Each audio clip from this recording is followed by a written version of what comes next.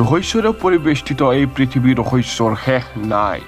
কেতিয়াবা উধাও হৈ যায় উৰি থকা এটা বিমান, কেতিয়াবা আকৌ শুনা যায় এনে এক প্ৰাণীৰ কথা যাৰ কোনো অস্তিত্বই নাই অথবা কোনেও তাৰ সম্পৰ্কে নাজানে। আকৌ কেতিয়াবা যুগ যুগ ধৰি মাটিৰ তলত চাপ খাই পৰা ৰহস্যৰ কথাও শুনিবলৈ পোৱা যায়। এনে কিছু ৰহস্য কথা সম্পৰ্কে আজিৰ এই ভিডিঅ'। আহক আৰম্ভ কৰোঁ। ই হ'ল ইংলেণ্ডৰ উইলশ্বায়াৰৰ এমাছবাৰীত অৱস্থিত ষ্টোন হেঞ্জ, যিটো লিওনেথিক আৰু ব্ৰোঞ্জ যুগৰ এটি স্তম্ভ।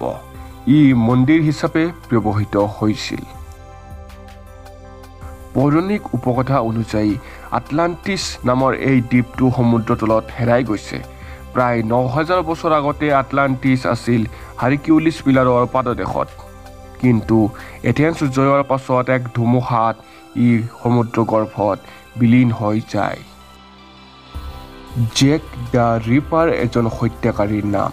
১৮৮৮ চনত যাৰ লণ্ডন চহৰত হোৱাইট চেপেল ডিষ্ট্ৰিক্ট আৰু সংলগ্ন এলেকাত দৌৰাত্ম্য বাঢ়িছিল।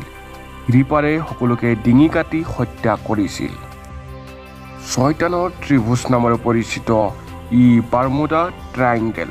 এইটো আটলাণ্টিকৰ এটি বিশেষ অঞ্চল। কথিত আছে জাহাজ আৰু বিমান ৰহস্যজনকভাৱে এই ঠাইত নিখোজ হৈ যায়। এইটো হ'ল অষ্টাদশ শতকৰ এটি স্মৃতি স্তম্ভ। ইয়াৰ তলাত আছে এটা গোপন সূত্ৰ যিটো এতিয়াও সমাধান হোৱা নাই। লিমাৰ পৰা প্ৰায় ৪০০ কিলোমিটাৰ দক্ষিণত আৰু ৮০ কিলোমিটাৰ দীঘল আৰু ৫০০ বৰ্গ কিলোমিটাৰ বিস্তৃত নাজগাট ৰেখাৰ দ্বাৰা জ্যামিতিক চিত্ৰ আৰু নানা পশু পক্ষীৰ ছবি অঁকা আছে। ক্ৰিপ্টন তৈয়াৰ কৰে আমেৰিকান শিল্পী জিম চানবৰ্মে। ভাৰ্জিনিয়াৰ লেংটি চহৰত এইটো অৱস্থিত। তুষাৰ মানৱ বা য়েটি হিমালয় অঞ্চলৰ কল্পিত এক প্ৰাণী। কোৱা হৈ থাকে এইটো দেখাত বনমানুহৰ নিচিনাই। নেপাল, চীন, পাকিস্তান আৰু আমাৰ ভাৰতত ইয়াৰ গল্প শুনা যায়। ব্ৰিটিছ আমেৰিকাৰ বিখ্যাত জাহাজ মেৰী চেলেণ্টা।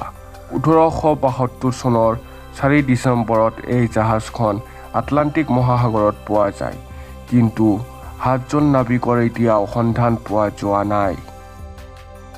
মালয়েছিয়া এয়াৰলাইন্স ফ্লাইট ৩৭০ বিমানত ১৫খন দেশৰ ১২জন কৰ্মী আৰু ২২৭ জন যাত্ৰীসহ মুঠ ২৩৯ জন যাত্ৰী আছিল।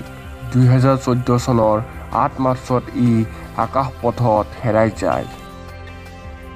এই সংকেতটোৰ দ্বাৰা এলিয়েনৰ অস্তিত্ব সম্পৰ্কে অনুভৱ কৰিব পৰা যায়।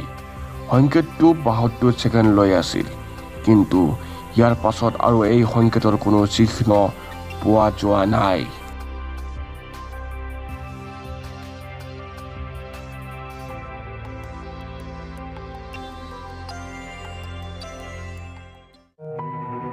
ছাবস্ক্ৰাইব কৰক এছামিজ পাব্লিকেশ্যন চেনেলটো আৰু কাষত থকা বেলটো বজাই দিয়ক নতুন ভিডিঅ' তৎক্ষণাত চোৱাৰ বাবে।